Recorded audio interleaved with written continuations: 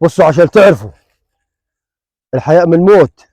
بكره برديقه صلوا على النبي. السلام. شايفين الارض كلها مع من اول الجنينه دي تمام، والبحر ده شايف كله ده كله ده تبع اشتريته تمام، عشان تعرفوا انت واخواتك وده ده كل اللي لكم انتوا خلاص. وتقسموا بينكم وبعضيكم بالعدل وحق ربنا.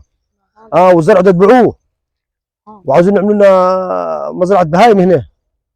تمام. خلاص. في حاجه واجب. طب روح اتلفها بسرعه يلا وتعال ما تطولش يلا. خلاص يا وعاوزين نجيبوا لنا مكنه هنا بتاعت ميه ونظبطوا حالنا. ايوه سلامة الوكاته. رايق يا حاج. رايق يا امان. ده ارضنا. ايه ارض مين يا حبيبي؟ ارضنا. ارض مين يا حاج؟ ارضنا. انت قلنا ارضنا. طب وشغلك غفير تقول لي عليك ارضي؟ غفير ايه يا استاذ حكيم؟ امال ايه؟ يا ابوي ارضنا. بفرج العيال. اقعد يا ارضك يا ما تزعجش في الواد يا حكيم. انت شغال غفير دلوقتي تقول ارضي؟ غفير يعني انت يابا؟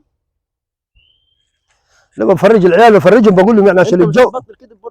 يابا بقول لهم عشان الجو برضك زي كده اقول لك اقعد في العربيه تلم الناس كلها حواليك تقول لهم عربيتي.